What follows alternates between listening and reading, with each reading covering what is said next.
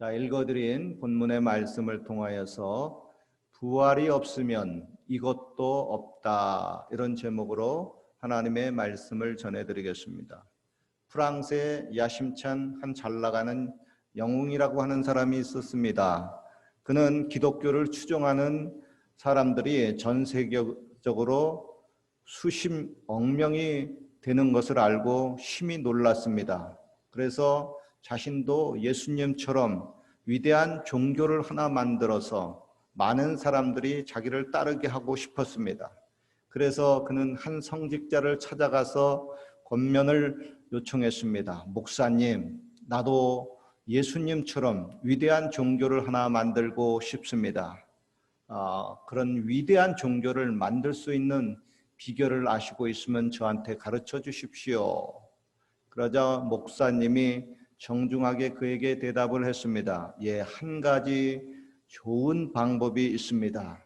그것은 많은 사람들 앞에서 직접 십자가에 못 박혀 죽으십시오. 그리고 반드시 3일 만에 다시 살아나십시오. 그러면 기독교와 같은 위대한 종교를 만들 수 있을 것입니다. 그는 이 말을 듣고 새로운 종교 만들기를 완전히 포기하고 집으로 돌아가 버리고 말았습니다. 또 다른 이야기입니다.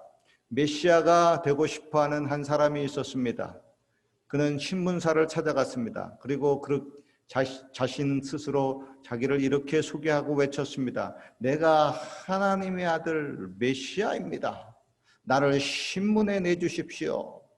그는 신문사에서 하나님의 아들 메시아가 나타났다고 하면 깜짝 놀라서 자기를 타픽으로 신문에 내줄 줄 알았습니다.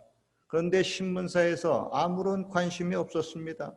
그래서 다시 물었어요. 아니, 내가 하나님의 아들 메시아라고요? 그러니 신문에 내주세요. 그러자 신문 편집 담당자가 말을 했습니다.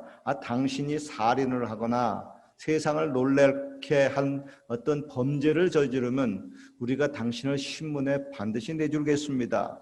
그러나 당신이 하나님의 아들이라고 메시아라고 주장하는 데에는 우리가 관심이 전혀 없습니다. 그래도 당신이 하나님의 아들을 메시아라고 한다면은 당신이 십자가에 죽으십시오. 그리고 반드시 3일 만에 살아나십시오. 그러면 당신을 신문에 대문짝만하게 내드리겠습니다. 여러분, 예수님이 진정 인류의 메시아이냐 아니냐 하는 것은 예수님이 부활을 하셨느냐 못하셨느냐 거기에 달려 있습니다. 만약 예수님이 부활하지 못했더라고 하면은 그저 예수님은 학자나 어떤 종교의 교주는 될지언정 저와 여러분을 또 인류를 구원할 메시아가 될 수는 없습니다. 그만큼 예수님에게 있어서 기독교에 있어가지고 부활은 너무나도 중요합니다. 만약에 부활이 없다면 다음과 같은 것도 같이 따라서 없게 되고 맙니다. 첫 번째, 부활이 없다면 예수님의 부활도 없습니다. 오늘의 본문은 이렇게 말씀합니다. 만일 죽은 자의 부활이 없으면 그리스도도 다시 살아나지 못하셨으리라. 여러분, 미국에서 명문 대학 하면은 스탠퍼드 대학을 알 수가 있습니다. 그런데 그 스탠퍼드 대학을 설립한 리랜드 스탠퍼드라고 하는 분은 그 대학을 설립할 동기가 이런 이유였었습니다. 그는 당시에 상당한 부자였었습니다. 그리고 캘리포니아 출신의 상원 의원이었습니다. 그런데 갑자기 그의 하나밖에 없는 외아들이 죽었습니다. 너무나 잘생기고 수제였던 외아들이었습니다. 그는 극도의 슬픔에 잠겨서 아들의 장례식장에서 말을 잃었습니다. 그리고 슬픔 속에서 제대로 잠도 못 자고 생활을 못하고 있었었는데 한 번은 밤중에 꿈에 아들이 생생한 모습으로 나타나서 자기에게 말했습니다. 아버지, 저는 부활하신 예수님 곁에 있습니다. 저 대신 청년들을 도와주십시오. 이러한 꿈에 나타난 아들의 환상을 보고 스탠퍼드는 인생관이 확 바뀌고 말았습니다. 그래, 지금 예수님은 살아계시고 내 아들도 살아있다. 스탠퍼드는 믿음이 생겼습니다. 아들의 소원을 들어주기로 마음을 먹었습니다. 그래서 청년 교육에 전력을 다했습니다. 당시에 거액인 2천만 달러를 바쳐서 오늘의 명문 스탠퍼드 대학을 설립하게 되었습니다. 그리고 어려운 학생들을 돕는 일에 전력을 기울이면서 그가 죽을 때 이런 유서를 남겼습니다. 나의 재산은 1페니 동전 하나 남기지 말고 다 청년 교육을 위해서 사용을 하라.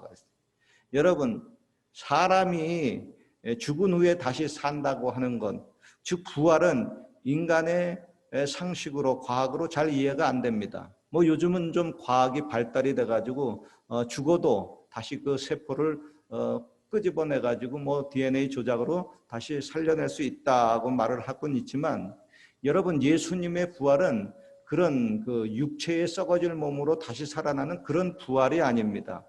예수님의 부활은 다시는 썩지 아니할 몸, 다시는 죽지 아니할 몸, 시간과 공간을 초월하는 몸, 또 죄하고는 전혀 상관없는 영화로운 몸입니다. 그러한 부활체로 다시 산다고 하는 것은 요즘 말하면 뭐 슈퍼맨보다도 더 좋은 몸으로 다시 살아난다고 하는 것은 진짜 뭐 공상소설이나 어떤 꾸며낸 이야기에서 나오는 그런 이야기 같습니다.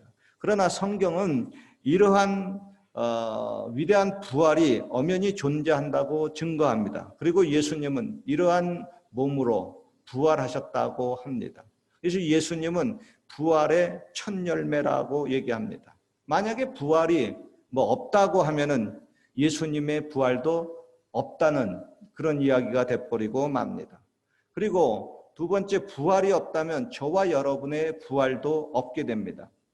어느 날 무디 목사님이 장례식 설교에 부탁을 받았습니다. 그래서 목사님은 예수님은 장례식 설교를 어떻게 하셨는가 하고 성경을 찾아봤습니다. 그런데 놀라운 것은 예수님은 장례식 설교를 단 한 편도 이 땅에 남기지 않았습니다. 그 사실에 무디 목사님이 깜짝 놀랐습니다. 왜 그런가 봤더니 예수님이 회당장 야이로의 딸 그 죽은 데 가가지고 거기서 딸아 일어나라 딸리다금 해가지고 살려내셨어요.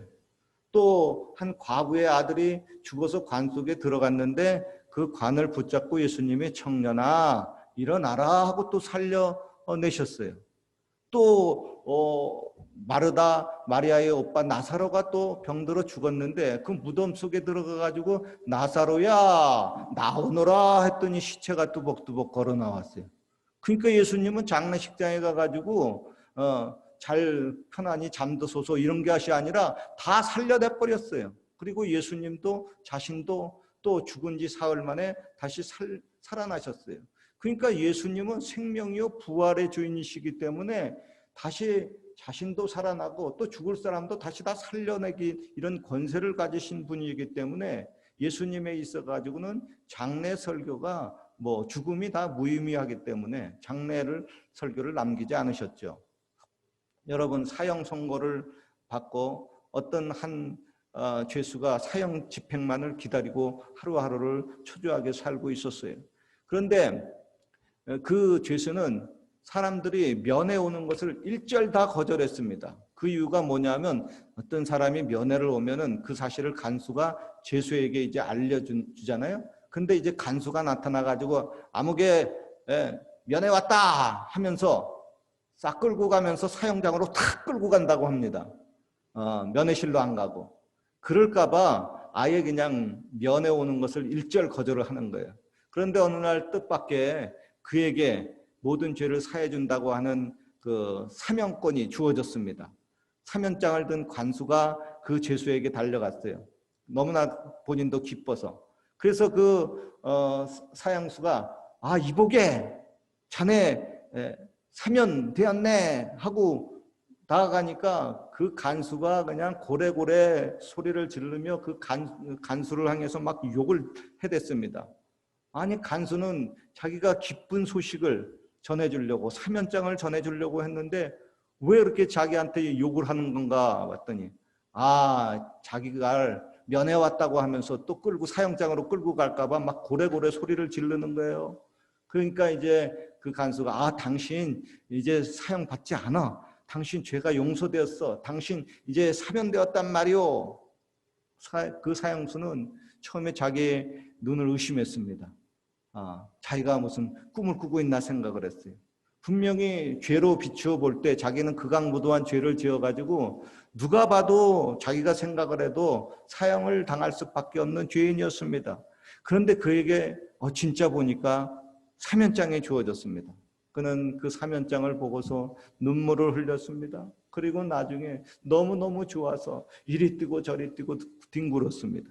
여러분, 우리 모두가 다 이런 경우입니다. 저와 여러분은 모두가 언젠가 죽어야 할 사형수였습니다. 그러나 예수님께서 저와 여러분의 죄를 짊어지시고 대신 죽으셨고 저와 여러분의 죄가 다 용서받았습니다. 그 결과 우리는 다시 죽어도 살 수가 있습니다. 예수님이 부활했으니 저와 여러분도 부활한다고 성경은 가르치고 있습니다. 부활이 만약에 없다면 저와 여러분의 부활도 없어지고 맙니다. 그리고 셋째, 부활이 없으면 저와 여러분의 믿음도 없습니다. 여러분, 우리 크리스찬들이 자주 고백하는 말이 있습니다. 다름 아닌 믿습니다. 믿습니다 하고 이렇게 외칩니다. 뭘 믿어요? 649 복권 당첨되는 거 믿습니까? 하고 그러진 않잖아요. 카지노에서 럭키세븐이 무더기로 뜨는 것을 바라보고 믿습니다 그러진 않잖아요. 저와 여러분이 믿습니다 하는 것은 특별히 중요한 것이 있는데 다시 죽어도 다시 살아날 것을 믿는다고 하는 겁니다. 그런데 부활이 없다면 저와 여러분이 믿습니다 하는 것, 그것은 허공에다 외치는 메아리에 불과하고 맙니다. 부활이 없다면 저와 여러분의 믿음은 헛것이 돼버리고 맙니다. 부활이 없다면 천국도 있을 수가 없습니다. 부활이 없다면 저와 여러분의 믿음은 짝퉁이 거짓말이 돼버리고 마는 겁니다. 1992년 지금으로부터 29년 전에 미국 LA에서 그 유명한 폭동이 일어났습니다. 멕시칸하고 흑인들이 폭동이 일어나가지고 한국인들 점포에 불을 지르고 한국인들 그 점포를 전부 다 막 약탈해간 사건이었습니다.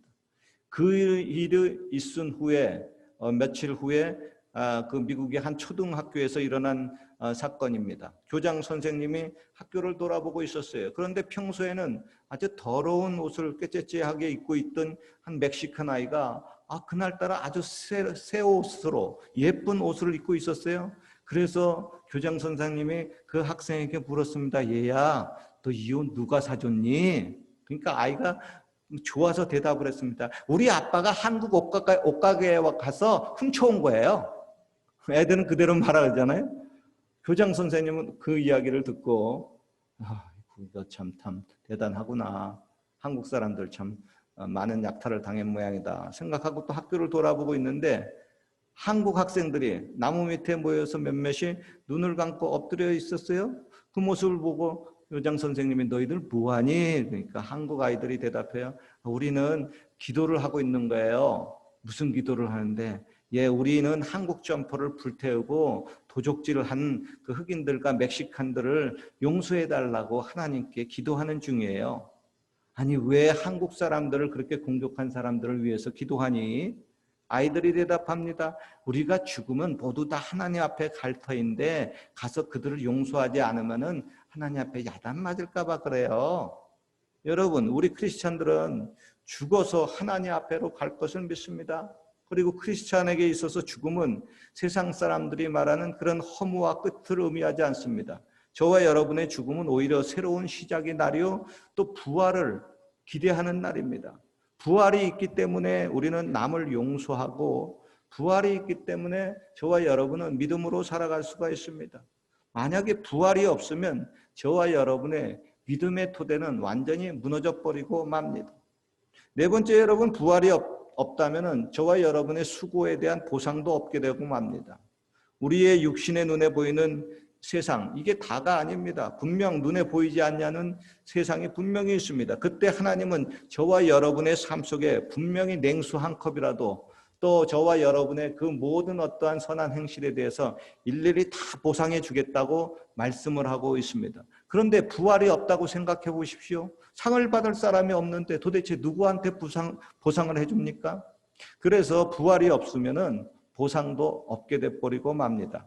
만약에 보상이 없으면 어떻게 될까요? 예수님을 믿는 저와 여러분들은 이 세상에서 가장 불쌍한 사람이라고 사도 바울이 고백하고 있습니다. 우리의 바라는 것이 다만 이 생뿐이면 모든 사람 가운데 우리가 더욱 불쌍한 자리라 그랬습니다. 여러분, 비행기가요, 공중에서 사고를 당해서 혹시 폭발을 하게 돼가지고 땅에 떨어지면 모든 것이 다 불타고 산산조각이 나버리고 말잖아요. 시체도 다 산산조각이 나잖아요. 그런데 모든 것이 다 불타버리고 없어져도 남는 것이 하나가 있습니다. 뭘까요? 블랙박스라고 하는 겁니다. 그래서 비행기 사고가 나면 제일 먼저 찾는 것이 블랙박스입니다. 블랙박스는 어떠한 강력한 그 충격을 받아도 또 불덩어리 속에서도 타지 않고 견뎌낼 수가 있습니다. 여러분, 사람이요 죽게 되면, 특별히 화장을 하게 되면은 땅 속에 묻어도 얼마 있다가 다 썩어버리고 말죠.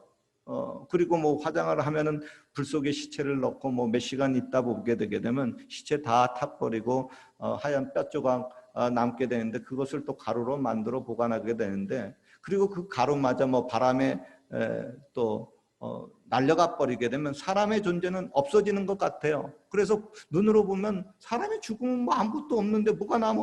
부활이 뭐가 있어? 남아 뭐가 하나라도 남아야 부활이 있지, 이렇게 생각을 해요. 그러나 여러분, 끝까지 블랙박스처럼 타지 않고 충격에 받아도 결코 없어지지 않는 것이 있습니다. 저와 여러분의 영혼입니다. 그리고 부활의 날에 저와 여러분은 그 영혼이 있는 한 다시 찬란하고 영광스러운 부활의 몸을 입게 됩니다. 하나님이 저와 여러분에게 반드시 부활로 보상을 해주고, 또 부활에서 일어난 저와 여러분들에게 반드시 그 행한 대로 갚아준다고, 보상해 준다고 약속을 해주고 있습니다. 그래서 사도 바울은 그런 보상을 기대하면서 이렇게 고백을 합니다. 내가 선한 싸움을 싸우고, 나도 악하게 질기게 독하게 마음 먹고 살아갈 수 있지만 선하게 살아간다는 거예요. 왜? 보상이 있기 때문에 그렇습니다. 나의 달려갈 길을 마치고 믿음을 지켰으니 이제 후로는 나로 인해서 위하여 생명의 면류관이 준비되었다. 나만 아니라 주 예수 그리스도의 나타나심을 바라보고 사모하는 자에게 이런 보상이 같이 주어질 것이라고 얘기를 하고 있습니다. 저와 여러분이 왜 예수님의 재림을 그렇게 학수고대합니까? 그날 저와 여러분이 크게 상받는 날이기 때문에 그렇습니다. 그날 저와 여러분이 부활체를 입는 영광의 날이기 때문에 그렇습니다. 그렇기 때문에 우리의 인생의 최대의 희망은 예수님이 다시 나타나셔서 저와 여러분도 슈퍼맨보다도 더 멋있는 찬란한 부활체를 입는 것입니다. 영원히 죽지 않는 몸, 죄와 상관이 없는 몸, 다시는 썩지 않는 몸, 시간과 공간을 초월하는 몸, 이런 영화로운 몸을 입고 하나님과 같이 영화롭게 사는 그날이 바로 예수님의 재림의 날입니다.